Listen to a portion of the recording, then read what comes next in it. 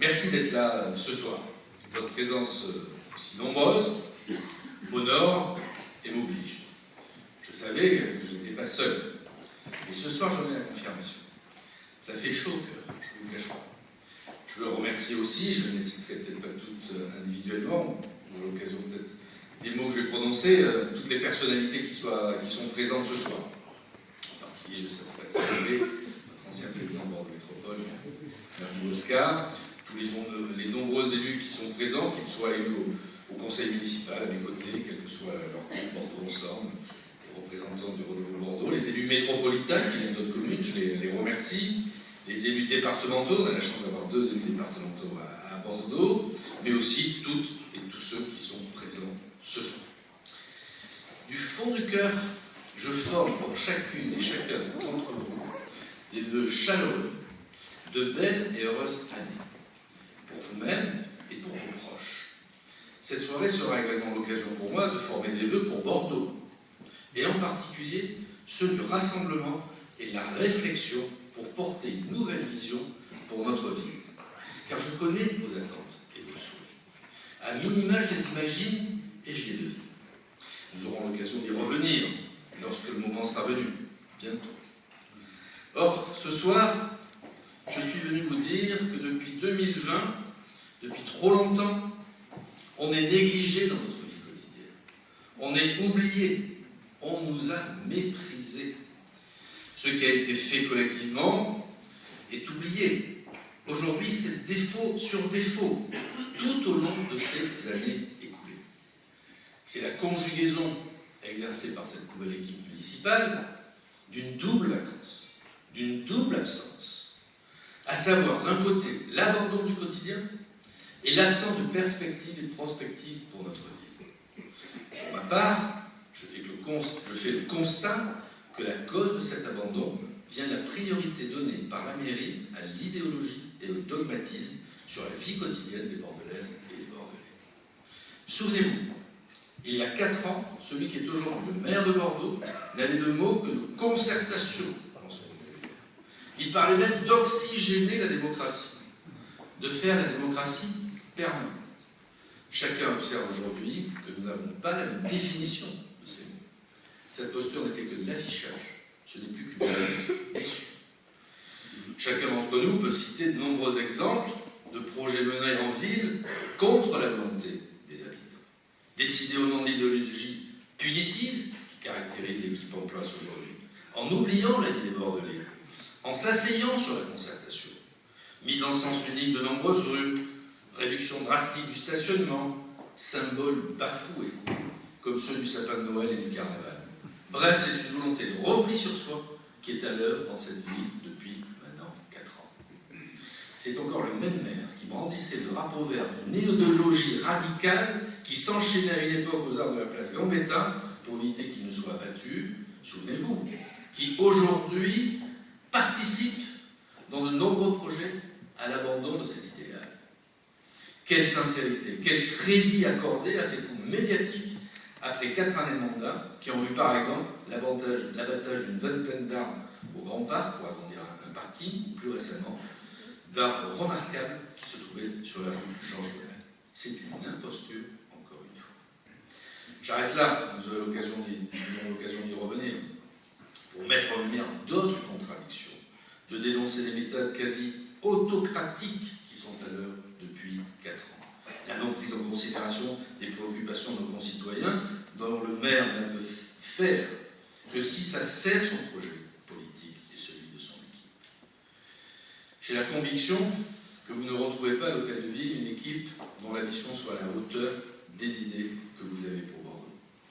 Je crois aussi que vous avez envie que l'on soit attentif à votre quotidien. Tout de suite, le changement que je vous propose, ce changement auquel je vous invite, c'est d'avoir un maire qui parle au nom des Bordelais plutôt qu'un maire qui parle à la place des Bordelais, ce qui est aujourd'hui trop souvent le cas.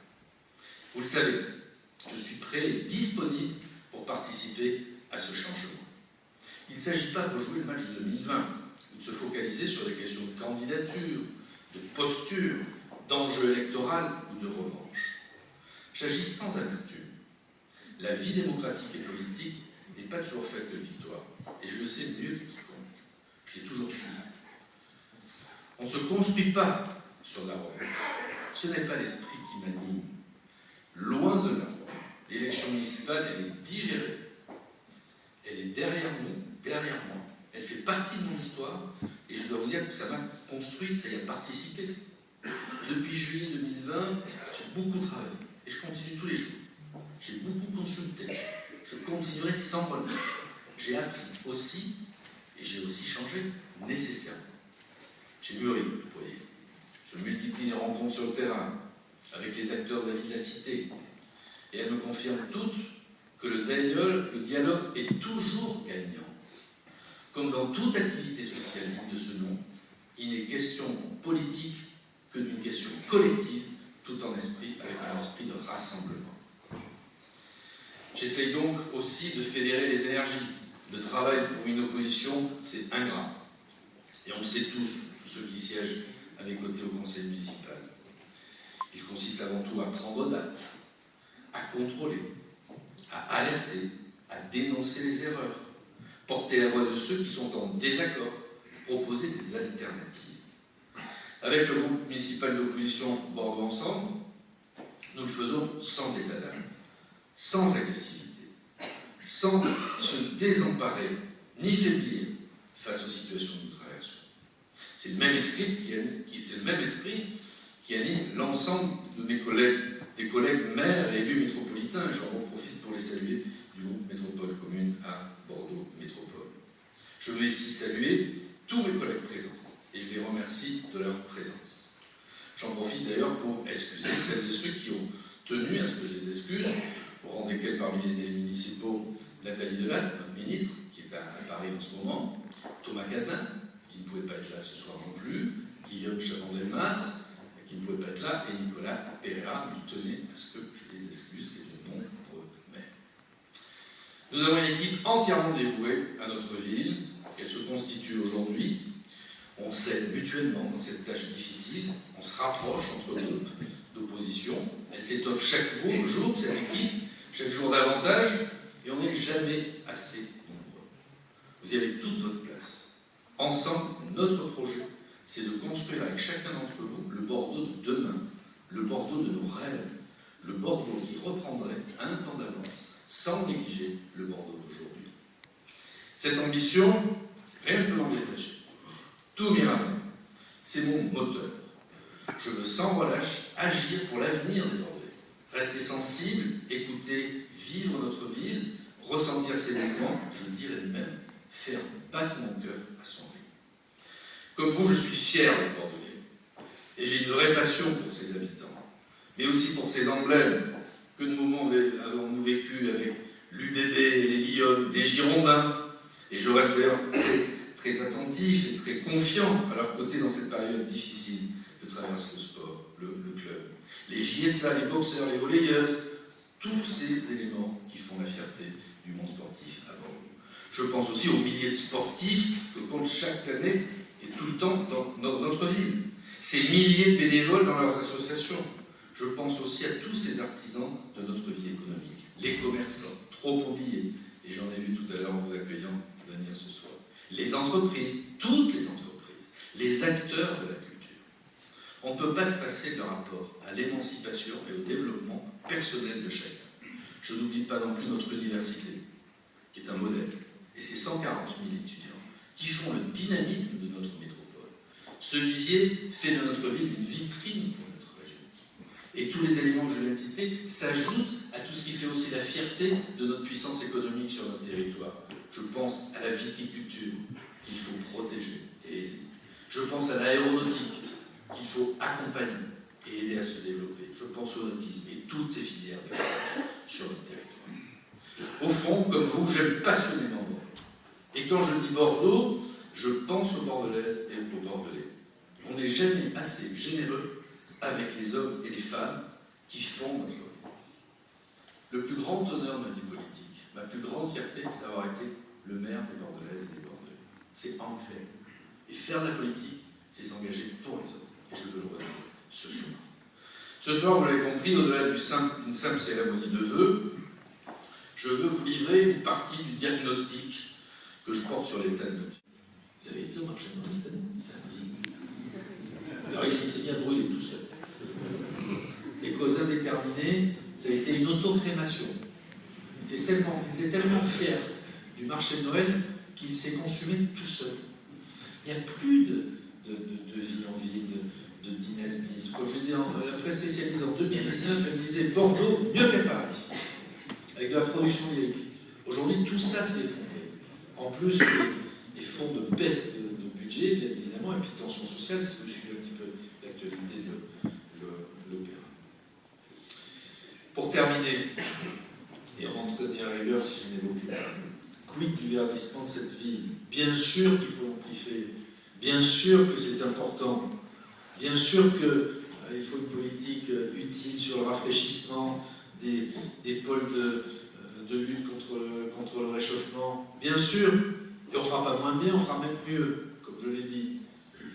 Mais ce n'est pas la seule politique, c'est plein d'autres choses, et je n'y reviendrai pas.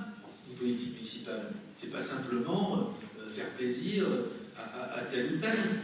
On parle de proximité, on parle d'innovation, on parle de lien social, on ne parle pas de simplement un programme politicien. Pour bâtir un projet municipal, j'en ai esquissé quelques lignes, on doit venir vers. Et je sais qu'on a des efforts à continuer, je sais que nous avons un héritage, il est important, on a des atouts, il faut les favoriser, mais il faut aller voir aussi ce qui se passe ailleurs. Moi j'ai pris la peine d'aller voir ce qui se passait dans des villes européennes. J'étais voir à Milan, le modèle des transports en commun à Milan doit nous intéresser, avec cette mixité. On n'oppose pas la voiture au vélo, au piéton, au tramway ou au métro. On n'oppose pas. J'ai été voir à Séville comment ça se passait. Vous vous rendez compte?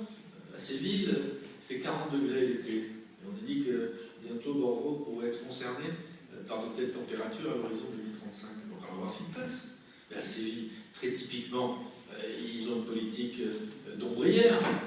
Souvenez-vous, en 2019, on a mis en place des ombrières sur la place Pépernoud.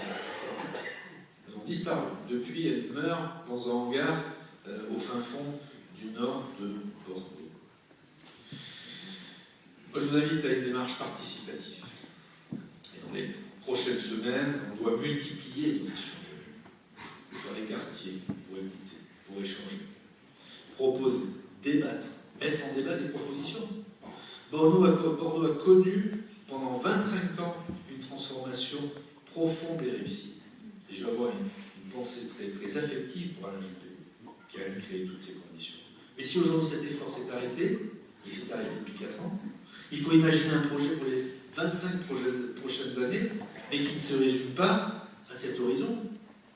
Il y a aussi du travail et des choses à faire dès maintenant, avec des idées, des énergies nouvelles, pour tous ceux qui font la vie, les Bordelaises et les Bordelais, les entreprises, les associations, le monde culturel. Chacun d'entre nous, chacun d'entre vous doit avoir une même vision pour son territoire. Il doit participer à la vie dans son quartier. Il doit participer à l'élaboration d'un futur pour demain, comme je disais, et pour plus longtemps. C'est votre engagement, ce que vous êtes et ce que vous représentez, qui doivent servir de fil. On ne peut pas mener une politique publique contre la vie et les attentes de nos concitoyens. Il faut qu'on s'adresse aux forces vives, qui ne se reconnaissent pas aujourd'hui dans l'action municipale. Et je pense, et on en a convenu avec nos collègues du groupe Renouveau Bordeaux, qu'on doit travailler sur les conventions, faire venir des intervenants et apporter des idées. On a des idées, j'en ai livré quelques-unes, il faut maintenant les développer.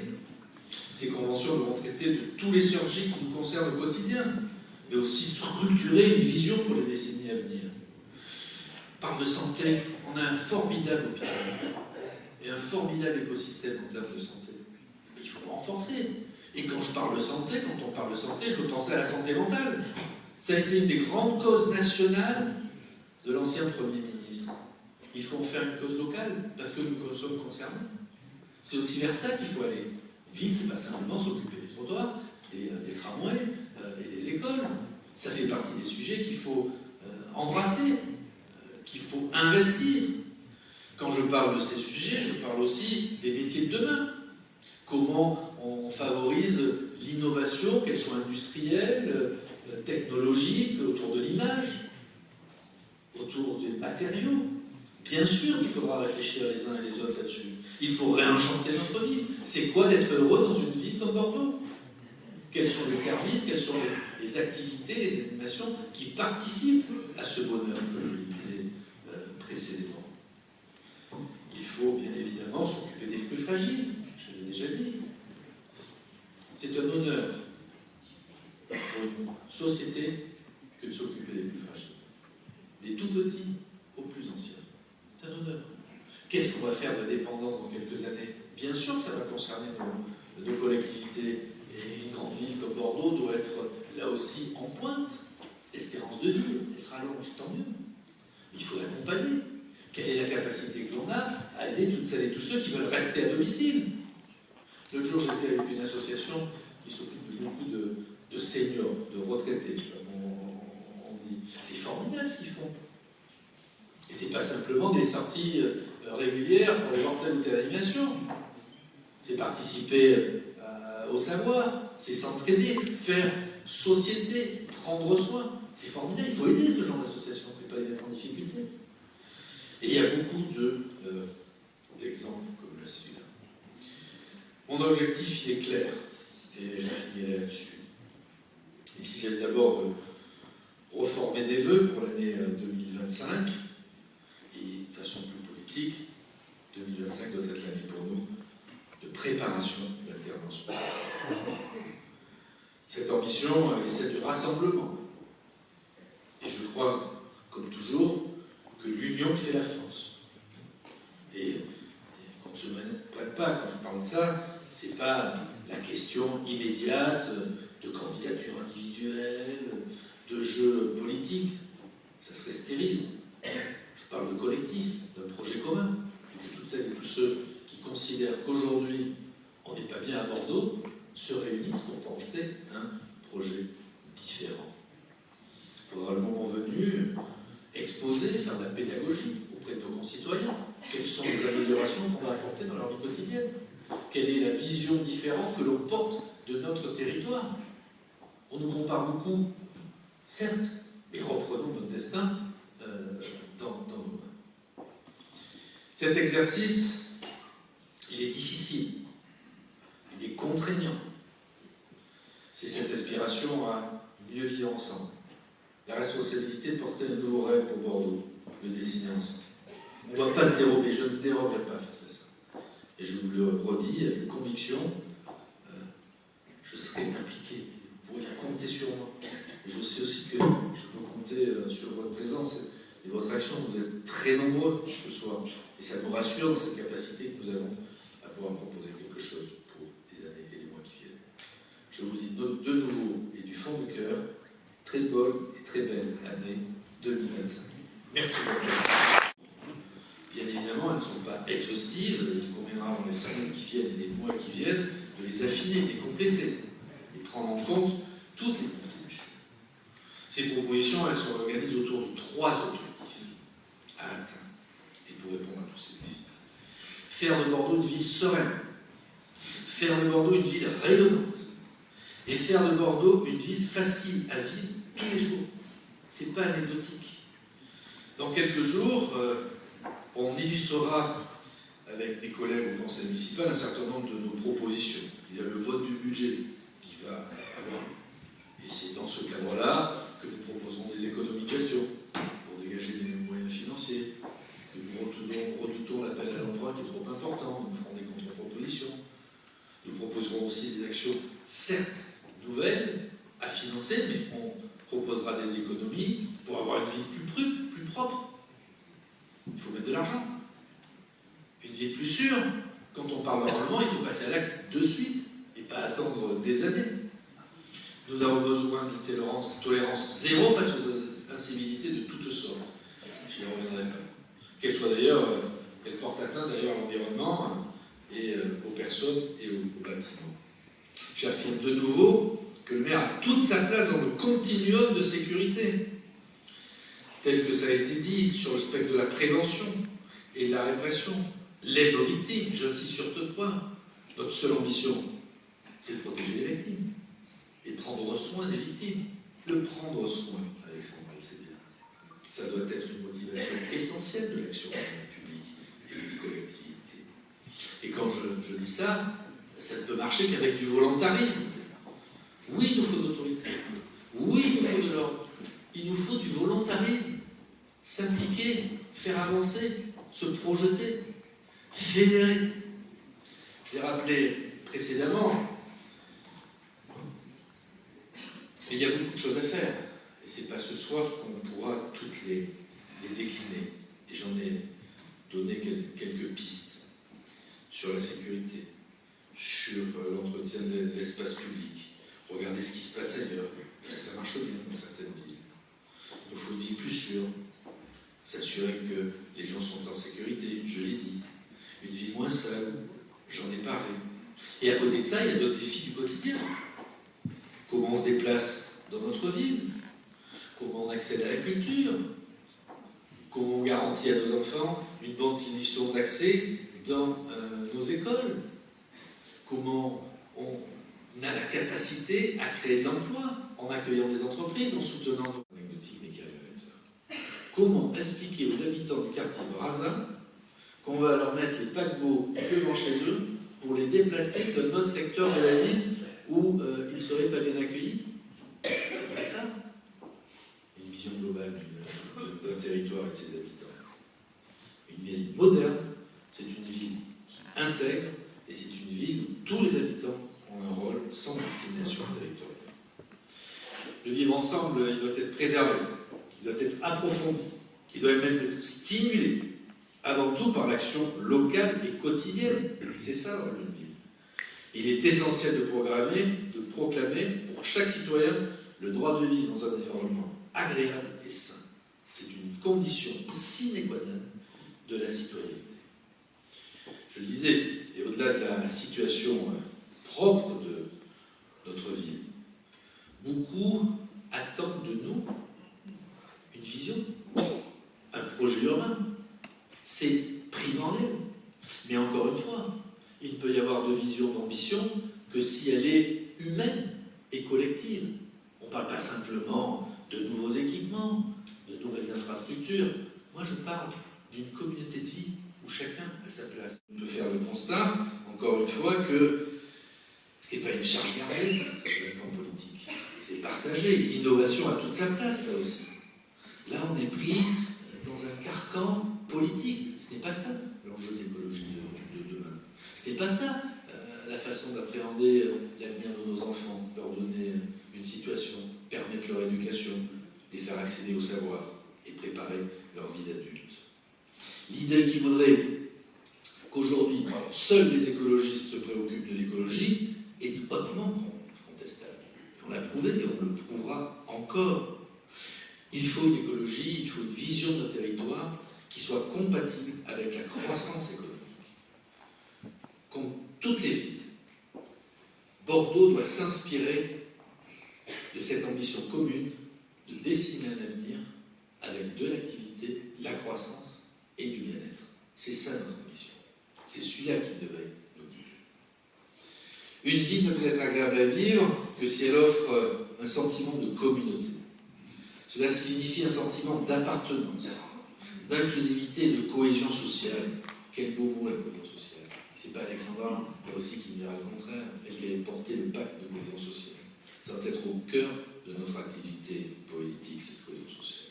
Nous ne pouvons pas opposer les habitants du centre-ville avec les habitants des quartiers au-delà des boulevards. Ceux de la rive droite avec ceux de la rive gauche. Ceux de la rue d'Avio et de la Benoge. Ceux de Brazza et des Chartrons. Les familles historiquement bordelaises, les bordeluches, et ceux qui nous rejoignent. Les cyclistes et les automobilistes. Et même les piétons, ça n'a aucun sens. Ce n'est pas ça la société. La force d'une ville, c'est sa diversité. Mais les Bordelais doivent sentir qu'ils font partie d'une communauté plus large, plus élargie, bien évidemment, et qu'ils ont un intérêt, tous, à vivre dans cette ville. Ils doivent sentir qu'ils peuvent contribuer à l'amélioration de notre cadre de vie, à la bonne marche des affaires de la vie. Depuis Montaigne, notre ville obéit à une tradition de tolérance, de modération, de bienveillance et de dialogue. Et moi, je ne suis pas de ceux qui vont se résoudre à ce que cette ville se recroqueville. On ne peut rien faire contre ses habitants, il faut travailler avec les habitants. C'est le sens de la participation, d'un projet commun, de l'intégration des idées, l'intégration des femmes et des hommes à une destinée que l'on s'octroie collectivement. C'est aussi ça la démocratie locale. Je crois profondément que vivre en ville, c'est une forme d'initiation et de tolérance. C'est vers ça que l'on se dirige.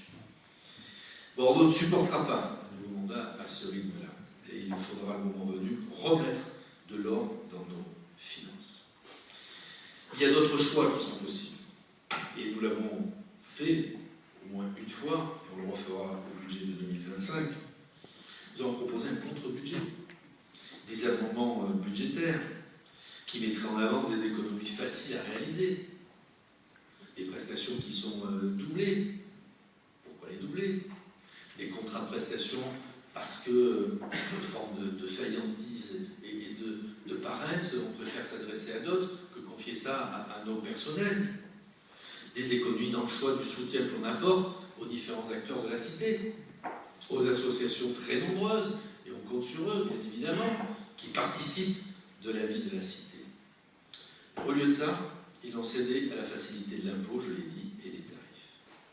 Toutes ces propositions que nous avons portées, notamment en 2023, et j'imagine celles qu'on va porter en 2025 lors du budget, elles ont toutes été balayées d'un revers de main. Et comme je le disais tout à l'heure, c'est une forme de paresse, à la limite, c'est peut-être incompable. On peut se demander maintenant si ce n'est pas une faute due à l'incompétence. Combien de fois on nous a présenté des choses qui ont été reportées en disant en fait c'est pas trop ce qu'on vous a dit le mois dernier, on vous le redira différemment le mois suivant. Ça c'est l'incompétence, c'est le manque de maîtrise. Et ça, c'est la faute du gestionnaire. Sportif, pas une nouvelle salle municipale. La réalité, et je pense que vous le partagez, c'est que depuis 2020, notre ville est à l'arrêt. À l'arrêt faute d'une vision, faute d'un projet, faute d'un cap. Et quand une ville est à l'arrêt, c'est une ville qui recule. Et c'est ce qui se passe aujourd'hui à Bordeaux. La vision aujourd'hui déployée par l'équipe municipale, c'est une vision décroissante pour notre ville. Le projet, leur projet, c'est toujours là, dès quelque chose. Alors, des mobilités, des métropolisations, c'est le repli, le rapetissement, l'isolement. De Noël, Bordeaux devient une ville triste. Ils ont rendu notre ville triste. Et le maire, il participe à tout ça. C'est le maire anti-tout. C'est l'éternel opposant. D'ailleurs, on se demande s'il a pu investir à un moment ou à un autre le costume de maire. C'est toujours l'anti-quelque chose. C'est jamais de sa responsabilité. C'est toujours la faute de la métropole, de l'État. Des fois, c'est ma faute. Tous coupables, mais c'est jamais eux qui sont en cause. Tout le monde sait, ou doit savoir, qu'aujourd'hui, en particulier à Bordeaux, le rêve qui est nourri par cette équipe, c'est le rêve d'un Bordeaux qui perdrait de ses habitants. Beaucoup d'habitants. Et pas simplement que les opposants que nous sommes. Ils veulent moins de monde, moins d'habitants, moins de vie. C'est nous, c'est vous, c'est tout ce qu'on veut. Nous sommes concernés. Bordeaux ne doit pas être un village. Ça ne peut pas être une ville sans voiture. Ça ne peut pas être une ville sans entreprise, sans flux, sans touristes, sans seniors, sans personne. Quand j'écoute les politiques et, j'allais dire, l'implication de l'équipe municipale depuis quelque temps, on a l'impression que c'est dehors à tout. Les nouveaux habitants, dehors. Les voitures, dehors. Les touristes, dehors. Les TGV, dehors. Les paquebots, dehors. Les avions, dehors. Le projet d'implantation des entreprises, dehors. C'est pas ça l'ambition pour une ville. Toujours être contre quelque chose, de repousser des initiatives. Et la conséquence, elle est immédiate. Les métropolitains, les Girondins commencent à déserter Bordeaux. Les commerçants, j'en ai vu tout à l'heure en vous accueillant, me le disent tous les jours. Ils en témoignent. Le nombre de clients venus de l'extra-boulevard diminue sans cesse. C'est une contrainte de venir à Bordeaux aujourd'hui. Alors, les vieux slogans qu'on vous a déployés en 2020, oui, Bordeaux doit respirer. Mais Bordeaux aujourd'hui, elle étouffe, tout simplement. Et Bordeaux, ça meurt du coup. Et en tout cas, si on ne se bat pas, c'est vers quoi on va se diriger. Plus personne aujourd'hui ne croit une vie de décroissance, une vie sans activité économique. Personne, sauf au Palais Rouen. C'est une ligne de fracture prononcée entre nous. D'un côté, il y a la vision d'une ville isolée, comme une île, et de l'autre, et c'est ce que je pense, et je sais que c'est le cas pour vous, l'idée que Bordeaux est un centre névralgique d'un écosystème, d'un territoire, mais qui doit être nourri par sa métropole, sa périphérie, son département, sa région. On voit combien toutes celles et tous ceux qui font tourner notre économie travaillent sur l'appui aux entreprises, l'appui au commerce. Et plus on a de personnes qui fréquentent nos commerces et nos activités, plus on a des consommateurs, et plus on a une ville qui s'enrichit. En tout cas pour ces acteurs. On voit qu'empêcher la construction de logements, alors que le contexte n'a jamais été aussi tendu, en France comme à Bordeaux, n'a rien fait pour améliorer ce marché. Et la crise à Bordeaux est particulièrement sévère. Toute la branche de la construction, de la promotion, du logement peut en témoigner. C'est toujours plus de contraintes, plus de bureaucratie, plus de normes. A-t-on amélioré l'offre de logement à Bordeaux depuis 2020? Non. Et pourtant, ça doit être une priorité des priorités, l'accès au logement. Il faut loger nos concitoyens. Et en particulier les jeunes. Ils attendent ça d'ailleurs. À ce niveau, comme de beaucoup de nouveaux niveaux, le bilan du maire et de l'équipe municipale est aujourd'hui quasiment près de zéro. Sur les épaules d'un maire devrait peser une responsabilité, mais aussi flotter l'espérance, la responsabilité de féconder l'harmonie sociale et économique, environnementale et entrepreneuriale. Inconsidéré, et je le dis comme ça, de bon nombre de nos dépenses de fonctionnement, les frais de personnel, les contrats de prestation de services, les dépenses de communication, les frais de réception. Avec tout cela, toutes ces dépenses supplémentaires, sans aucune maîtrise, la dette de Bordeaux, sur l'ensemble de ce mandat, quand il sera terminé en 2026, elle sera passée de 270 millions d'euros à 466 millions d'euros à la fin 2026. Ça sera une hausse de 72%. 72% qu'on doit laisser à nos générations futures. Ce n'est pas possible, elles sont intervenues, Béatrice, sur le sujet.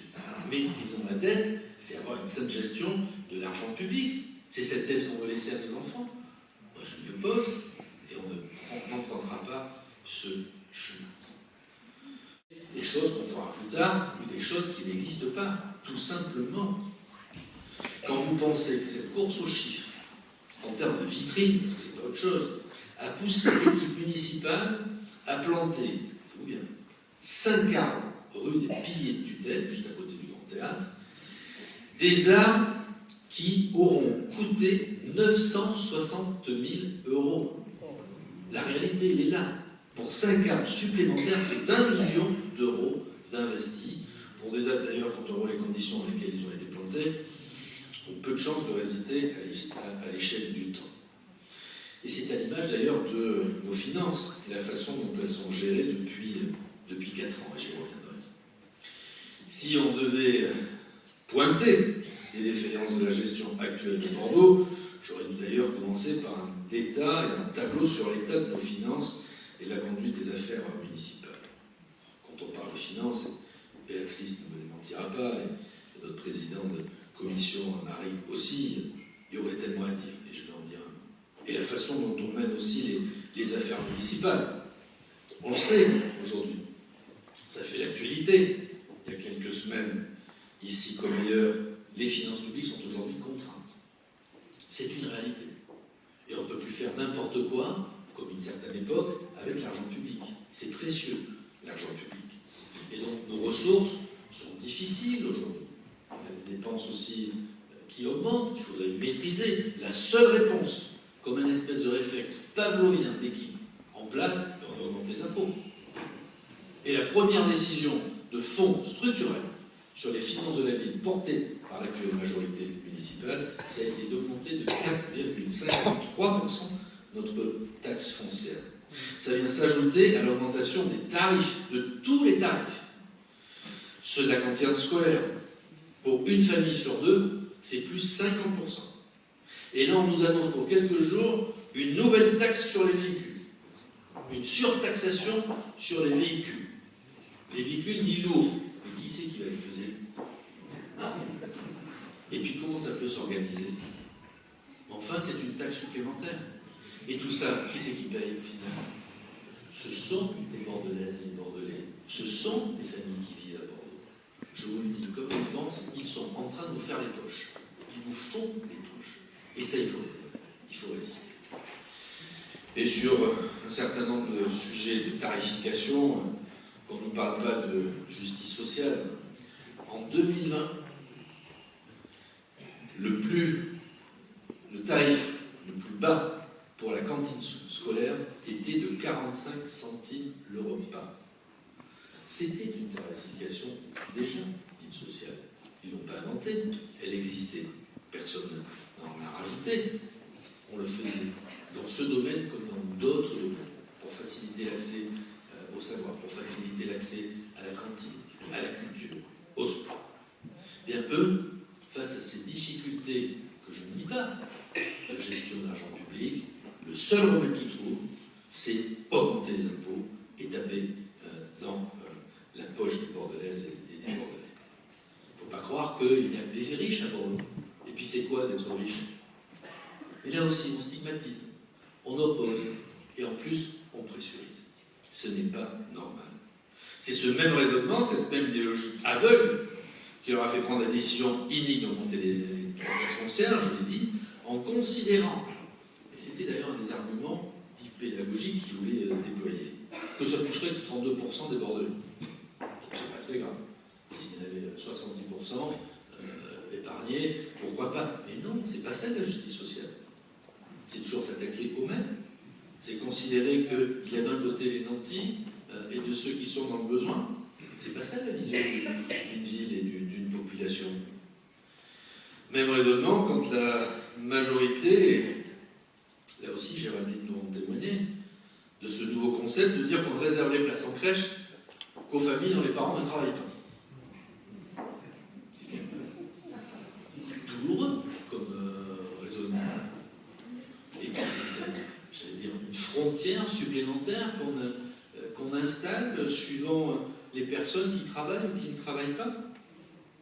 Toutes les familles devraient pouvoir accéder à ces places en crèche et aux services publics. Le seul argument qu'ils avaient déployé à l'époque, c'était de dire oui, mais quand les gens travaillent, ils peuvent s'adresser aux crèches privées. Ben oui, elles sont plus chères. Je ne crois pas que les familles disent merci à l'équipe municipale. Moi, je suis petit-fils d'agriculteur. Aujourd'hui, la réalité, c'est que si on devait concentrer toutes les ressources agricoles sur l'agglomération, Patrick, je crois que c'est 1 à 2 jours d'autonomie alimentaire sur l'ensemble d'une année. Ce n'est pas sérieux. Bien sûr qu'il faut un travail profond et puissant autour de l'alimentation. Parce que quand on parle d'agriculture, on a parlé d'alimentation. Et on doit avoir un plan complet de coopération avec celles et ceux qui nous entourent. Nous sommes dans une région qui est la plus grande région de France en termes de production de produits agricoles. Il faut un plan de concentration, d'aide à toutes ces filières, en développant les circuits courts, avec une politique très attentive sur la qualité de l'alimentation, et pas simplement quelques jardinières en inox, telles qu'on peut en croiser dans la ville, ou faire pousser des courges au jardin public. C'est pas ça une politique pour avoir une agriculture forte et une alimentation forte sur notre ville. Là aussi, il faut de l'ambition et il faut du pragmatisme. Tourelle de ganivelle. Vous savez, ganivelle, c'est un petit morceau de bois avec quelques morceaux de ferraille dont on pourrait voir du extérieur que ce sont des poubelles à ciel ouvert. Hein, on y retrouve des canettes de soda et autres détritus. C'est ça, la politique qui est développée à la municipalité d'aujourd'hui. Ces aménagements ne sont pas dignes, ne sont pas à la hauteur d'une ville comme Bordeaux. une ville classée au patrimoine de l'UNESCO, bien sûr, mais aussi une ville qui a un savoir-faire, un prestige. Il faut arrêter avec ces petites actions. Trop technique. La ville de Bordeaux, c'est 49 000 km, 49 km carrés. 49 000 km, c'est 49 millions de mètres carrés. Je vous laisse imaginer, et je ne demande pas les réponses de suite, combien il faudrait de micro-forêts de 250 mètres carrés, c'est à peu près la superficie, qui serait nécessaire pour renverser la tendance du réchauffement et rafraîchir Bordeaux. Soyons sérieux. N'arrêtons pas une politique en termes de lutte contre le réchauffement climatique, une politique environnementale, que sur une micro-forêt. On voit ce qui se passe ailleurs, dans toutes ces villes dont on nous annonce qu'on va se rapprocher de leur état en termes climatiques, comme Séville, comme Madrid, comme Naples. Il y a d'autres moyens, j'y viendrai après, et pas que les micro-forêts. Aujourd'hui, le moindre arbuste, la moindre tige, le moindre plan entre dans les décomptes des arbres au service de la communication municipale. Parce que c'est ça en fait, c'est une vitrine. Beaucoup d'ailleurs sont plantés de façon un peu légère, comme s'il n'y avait pas d'arbres avant 2020. Bien sûr que la végétalisation, c'est une priorité. Mais on a l'impression aujourd'hui qu'on arrive de rien, du néant. Les quais, les quinconces, les grandes cours de notre ville, le parvis de certains de nos musées, notamment le musée des Beaux-Arts, la plage Jean Jaurès, et j'en passe. Il y avait déjà les arbres. Bien sûr qu'il faut améliorer, qu'il faut l'enrichir. Bien sûr que la végétalisation de la ville est importante. Tout le monde y aspire. Et la réalité, c'est que l'équipe municipale n'a pas amélioré les chiffres des précédentes municipalités. Contrairement à une idée reçue, elle fait même moins bien que ce qu'elle annonce.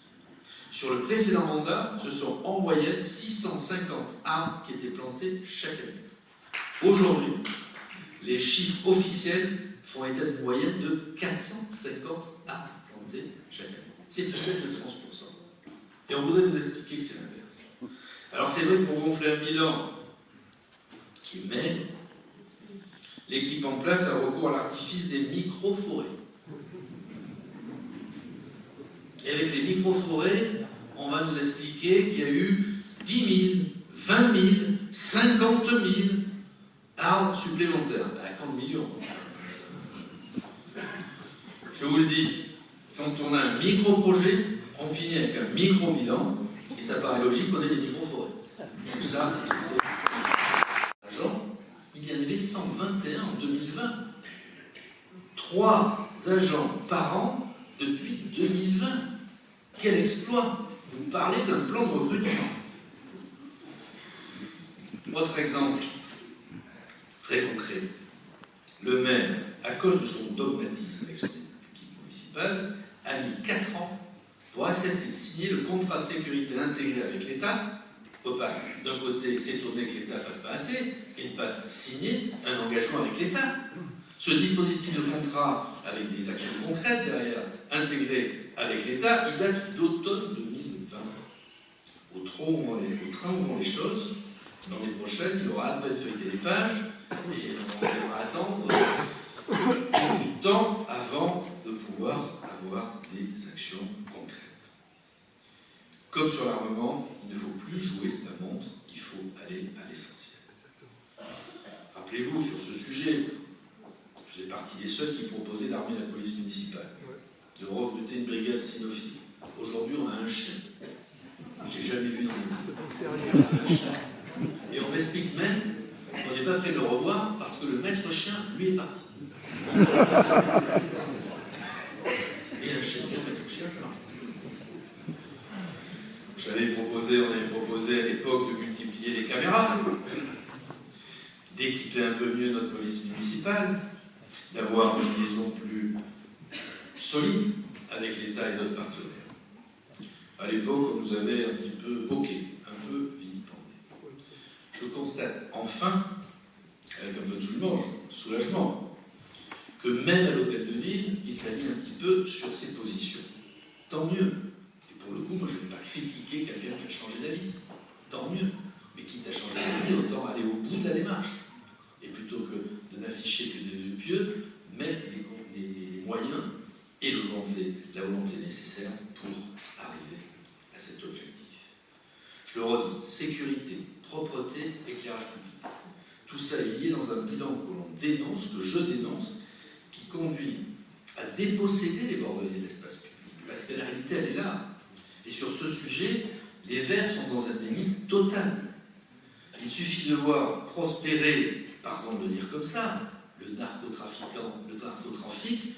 qui est aujourd'hui installé dans notre ville, au Palais des Sports, autour de l'église Sainte-Eulalie, pour s'en convaincre. Ce qui est devenu une cause nationale de lutter contre ce trafic doit devenir une cause municipale. Et c'est l'engagement que nous prenons les uns et les autres de le porter parmi les priorités du débat municipal. Le constat que je fais avec vous, c'est que depuis 2020, et je prends à témoin, en modèle, le maire du Bouscat, qui a pris l'initiative de lancer le déploiement des détecteurs de présence sur l'éclairage public. Nous devons nous en inspirer. Et dans cette attente, d'ailleurs, on va redemander au conseil municipal que l'on rallume l'éclairage public sur toutes les lignes. Je ne peux pas être exhaustif en la matière, mais je ne peux pas passer sous silence une question qui a fait beaucoup couler d'encre, l'armement de la police municipale. Demandé d'abord avec force par nos agents, jusqu'à la grève, il ne faut pas l'oublier, partout dans notre ville, dans nos villes, particulièrement ici en Gironde, mais qu'elles soient petites ou qu'elles soient grandes, de plus en plus de maires ont franchi le pas. Bien sûr, ce n'était pas une obligation et une compétence essentielle des villes. Mais il faut répondre aux réalités du moment. Et on a beaucoup de maires, quelle que soit leur étiquette, quelles que soient leurs opinions politiques, qui sont aujourd'hui favorables. Que pense-t-on quand on en discute avec les gens? On connaît la réponse. J'ai lancé il y a quelques semaines un questionnaire, 1000 réponses, 1000 répondants. Quel a été le résultat très concret?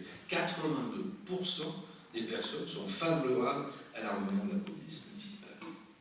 Combien de temps perdu sur ce sujet pour arriver à prendre enfin une décision partielle et insuffisante, qui reste de l'affichage politique? Parce que quand on regarde le détail du budget de 2025, il n'y a pas un centime de prévu pour l'équipement de la police municipale. Et nous interviendrons sur ce sujet, les uns et les autres, lors du prochain conseil municipal. Depuis longtemps, avec Aziz, au conseil municipal, pourquoi éteindre l'éclairage public à 1h du matin? L'éclairage public, c'est le B à bas de la sécurité dans une ville. À ce sujet, on nous explique qu'il y a moins d'agressions la nuit avec la coupure de l'éclairage public. Mais de qui se moque-t-on? La vérité, c'est que plus personne ne sortir le soir. Donc si effectivement le but, c'est de réduire la déambulation de le soir, on peut bien comprendre qu'il se félicite que ça puisse participer à la baisse des actes d'incivilité ou de délinquance. Ce n'est pas sérieux. La vérité aujourd'hui, c'est que plus personne ne sort. Et moi, j'ai beaucoup de sorts le soir. Et j'ai beaucoup de témoignages quotidiens de personnes qui me disent, notamment s'agissant des jeunes, et des gens un peu plus mûrs, que c'est compliqué et qu'ils se sentent en insécurité dès lors qu'il faut se déplacer la nuit. Pour ma part, je ne crois pas qu'il faille faire peur, mais il y a une réalité. Et pour assurer le bien-être ensemble et prévenir avec un moyen durable toutes ces attaques, toutes ces agressions, il faut rétablir l'éclairage public sur notre commune, et dès maintenant. Et c'est la demande que nous faisons place. Dans les classements des villes les plus dangereuses de France, Bordeaux se situe au pied du podium. On ferait maintenant avec Paris, Saint-Denis, Bondy, Saint-Ouen, Marseille. C'est vous dire où nous en sommes arrivés à ce stade. À cause de tout cela, et de tout le reste, nous allons en parler, notre ville perd de son attractivité. On bat tous les records d'embouteillage. Et depuis quelques jours, et comme moi, on est même en tête du classement des villes les plus embouteillées de France, même devant Paris. C'est le seul classement dans lequel on s'est hissé à la première place. Quelle prouesse. Il faut réagir vite, voire d'insalubrité. Oui, je vous le dis, et on est beaucoup à penser la même chose, Bordeaux est devenu une ville sale. J'en conviens, par le passé, on nous a souvent fois fait ce même reproche.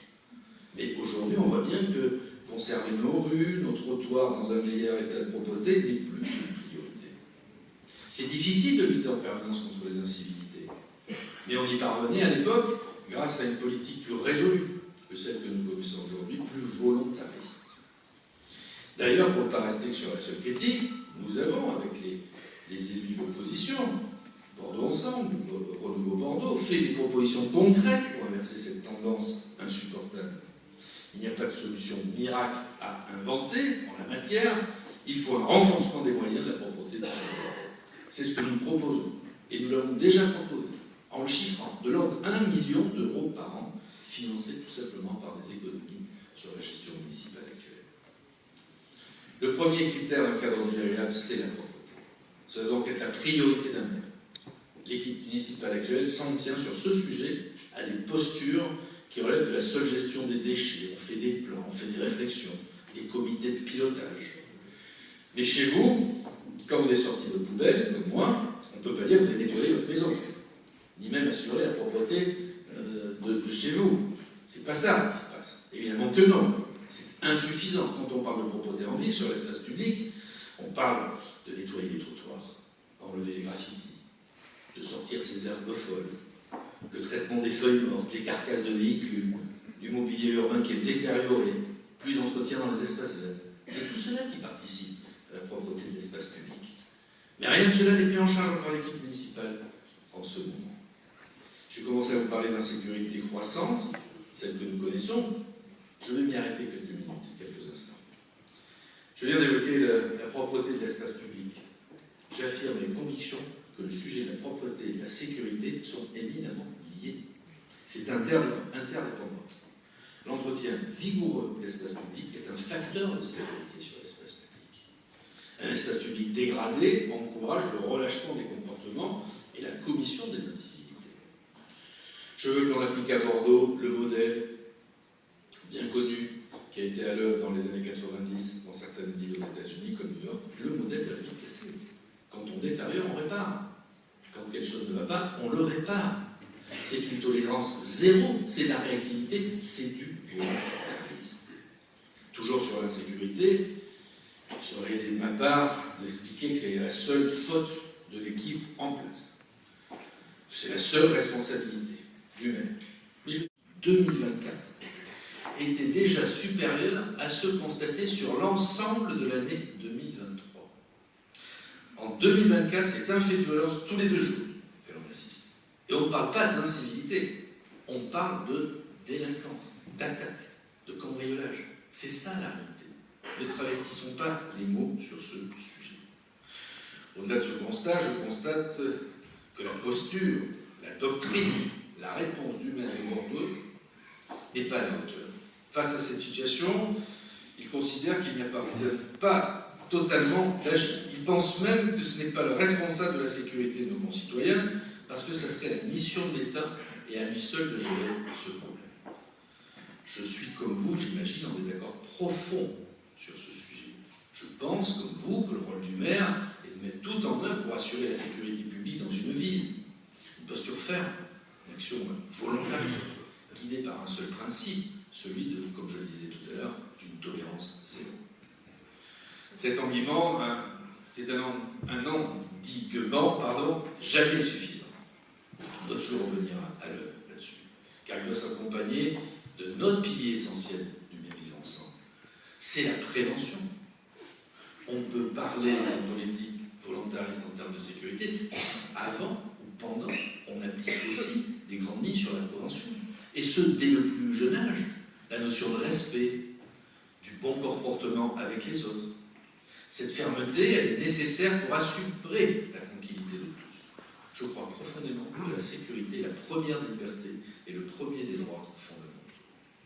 C'est en ce sens que nous avons déjà produit des propositions publiques susceptibles d'apporter des réponses concrètes. Augmenter le dispositif de vidéoprotection, ce n'est pas Géraldine et Gérald qui, dans le quartier de Gaudéran, me démentiront sur l'utilité de se battre pour avoir de la vidéoprotection. Les caméras sont utiles pour nos concitoyens, en particulier dans la détection des infractions et la résolution des enquêtes. Il y a encore quelques années, on nous disait partout « Quelle chance vous avez d'habiter une ville si belle, si propre, si dynamique, si conviviale. » Il y a longtemps, j'entends me dire ces confessions quand on croise quelqu'un, qu'il soit bordelais d'ailleurs ou venu d'ailleurs. Qui peut encore prétendre aujourd'hui que les choses n'ont pas changé et en mal? Chacun désormais peut s'entendre sur le fait que Bordeaux n'évolue pas dans la bonne direction. Désormais, lorsque Bordeaux fait la une de l'actualité, hélas, c'est pour dénoncer les faits divers qui s'y déroulent et qui sont le témoignage très concret de ce qu'on appelle la délinquance. Ce n'est pas un sentiment d'insécurité, c'est de la délinquance, de l'insécurité qui règne. Et comme chaque fois, on nous indique qu'il s'agit d'actes isolés, de faits isolés, exploités, récupérés politiquement. Comme souvent, c'est un déni de réalité. Je crois au contraire que l'accumulation de ces faits divers constitue un véritable fait social grave qu'il ne faut plus lier. Il est loin le temps où on vantait notre ville pour son bien-être, son attractivité économique et démographique, sa politique sociale. Merci d'être là ce soir. Votre présence aussi nombreuse m'honore et m'oblige. Je savais que je n'étais pas seul. Et ce soir, j'en ai la confirmation. Ça fait chaud au cœur, je ne vous le cache pas. Je veux remercier aussi, je ne les citerai peut-être pas toutes individuellement, ou à l'occasion peut-être des mots que je vais prononcer, toutes les personnalités qui sont présentes ce soir. En particulier, je sais pas être arrivé, notre ancien président de Bordeaux Métropole, maire du Bosca, tous les nombreux élus qui sont présents, qu'ils soient élus au conseil municipal à mes côtés, quel que soit leur groupe Bordeaux Ensemble, les représentants du Renouveau Bordeaux, les élus métropolitains qui viennent de notre commune, je les remercie, les élus départementaux, on a la chance d'avoir 2 élus départementaux à Bordeaux, mais aussi toutes et tous ceux qui sont présents ce soir. Du fond du cœur, je forme pour chacune et chacun d'entre vous des vœux chaleureux, de belles et heureuses années, pour vous-même et pour vos proches. Cette soirée sera également l'occasion pour moi de former des vœux pour Bordeaux, et en particulier ceux du rassemblement et de la réflexion pour porter une nouvelle vision pour notre ville. Car je connais vos attentes et vos souhaits. À minima, je les imagine et je les devine. Nous aurons l'occasion d'y revenir lorsque le moment sera venu, bientôt. Or, ce soir, je suis venu vous dire que depuis 2020, depuis trop longtemps, on est négligé dans notre vie quotidienne. On est oublié. On nous a méprisés. Ce qui a été fait collectivement est oublié. Aujourd'hui, c'est défaut sur défaut, tout au long de ces années écoulées. C'est la conjugaison exercée par cette nouvelle équipe municipale d'une double vacance, d'une double absence, à savoir d'un côté l'abandon du quotidien et l'absence de perspective et de prospective pour notre ville. Pour ma part, je fais le constat que la cause de cet abandon vient de la priorité donnée par la mairie à l'idéologie et au dogmatisme sur la vie quotidienne des Bordelaises et des Bordelais. Souvenez-vous, il y a 4 ans, celui qui est aujourd'hui le maire de Bordeaux n'avait de mots que de concertation dans son vocabulaire. Il parlait même d'oxygéner la démocratie, de faire la démocratie permanente. Chacun observe aujourd'hui que nous n'avons pas la même définition de ces mots. Cette posture n'était que de l'affichage, ce n'est plus qu'une image issue. Chacun d'entre nous peut citer de nombreux exemples de projets menés en ville contre la volonté des habitants, décidés au nom de l'idéologie punitive qui caractérise l'équipe en place aujourd'hui, en oubliant la vie des Bordelais, en s'asseyant sur la concertation, mise en sens unique de nombreuses rues, réduction drastique du stationnement, symboles bafoués, comme ceux du sapin de Noël et du carnaval. Bref, c'est une volonté de repli sur soi qui est à l'œuvre dans cette ville depuis maintenant 4 ans. C'est encore le même maire qui brandissait le drapeau vert d'une idéologie radicale qui s'enchaînait à une époque aux arts de la place Gambetta pour éviter qu'il ne soit abattu, souvenez-vous, qui aujourd'hui participe dans de nombreux projets à l'abandon de cet idéal. Quelle sincérité, quel crédit accordé à ces coups médiatiques après 4 années de mandat qui ont vu par exemple l'abattage d'une vingtaine d'arbres au Grand Parc pour agrandir un parking, ou plus récemment, d'arbres remarquables qui se trouvaient sur la rue Georges Bonal. C'est une imposture, encore une fois. J'arrête là, nous aurons l'occasion d'y revenir, pour mettre en lumière d'autres contradictions, de dénoncer des méthodes quasi autocratiques qui sont à l'œuvre depuis 4 ans. La non-prise en considération des préoccupations de nos concitoyens, dont le maire n'a de faire que si ça sert son projet politique et celui de son équipe. J'ai la conviction que vous ne retrouvez pas à l'Hôtel de Ville une équipe dont la mission soit à la hauteur des idées que vous avez pour Bordeaux. Je crois aussi que vous avez envie que l'on soit attentif à votre quotidien. Tout de suite, le changement que je vous propose, ce changement auquel je vous invite, c'est d'avoir un maire qui parle au nom des Bordelais plutôt qu'un maire qui parle à la place des Bordelais, ce qui est aujourd'hui trop souvent le cas. Vous le savez, je suis prêt et disponible pour participer à ce changement. Il ne s'agit pas de rejouer le match de 2020, ou de se focaliser sur des questions de candidature, de posture, d'enjeu électoral ou de revanche. J'agis sans amertume. La vie démocratique et politique n'est pas toujours faite de victoires, et je le sais mieux que quiconque. Je l'ai toujours su. On ne se construit pas sur la revanche. Ce n'est pas l'esprit qui m'anime. Loin de là. L'élection municipale, elle est digérée. Elle est derrière nous, derrière moi. Elle fait partie de mon histoire, et je dois vous dire que ça m'a construit, ça y a participé. Depuis juillet 2020, j'ai beaucoup travaillé, et je continue tous les jours. J'ai beaucoup consulté. Je continuerai sans relâche. J'ai appris aussi, et j'ai aussi changé nécessairement. J'ai mûri, vous voyez. Je multiplie les rencontres sur le terrain, avec les acteurs de la vie de la cité, et elles me confirment toutes que le dialogue est toujours gagnant. Comme dans toute activité sociale digne de ce nom, il n'est question politique que d'une question collective, tout avec un esprit de rassemblement. J'essaye donc aussi de fédérer les énergies. Le travail pour une opposition, c'est ingrat. Et on le sait tous ceux qui siègent à mes côtés au conseil municipal. Il consiste avant tout à prendre date, à contrôler, à alerter, à dénoncer les erreurs, porter la voix de ceux qui sont en désaccord, proposer des alternatives. Avec le groupe municipal d'opposition Bordeaux Ensemble, nous le faisons sans état d'âme, sans agressivité, sans se désemparer ni faiblir face aux situations que nous traversons. C'est le même esprit qui anime l'ensemble de mes collègues, des collègues maires et élus métropolitains, et j'en profite pour les saluer du groupe Métropole Commune à Bordeaux Métropole. Je veux ici saluer tous mes collègues présents, et je les remercie de leur présence. J'en profite d'ailleurs pour excuser celles et ceux qui ont tenu à ce que je les excuse, au rang desquels parmi les élus municipaux, Nathalie Delatte, notre ministre, qui est à Paris en ce moment, Thomas Cazdin, qui ne pouvait pas être là ce soir non plus, Guillaume Chabon-Delmas, qui ne pouvait pas être là, et Nicolas Pereira, il tenait à ce que je les excuse, et de nombreux maires. Nous avons une équipe entièrement dévouée à notre ville, qu'elle se constitue aujourd'hui. On s'aide mutuellement dans cette tâche difficile, on se rapproche entre groupes d'opposition, elle s'étoffe chaque jour, cette équipe, chaque jour davantage, et on n'est jamais assez nombreux.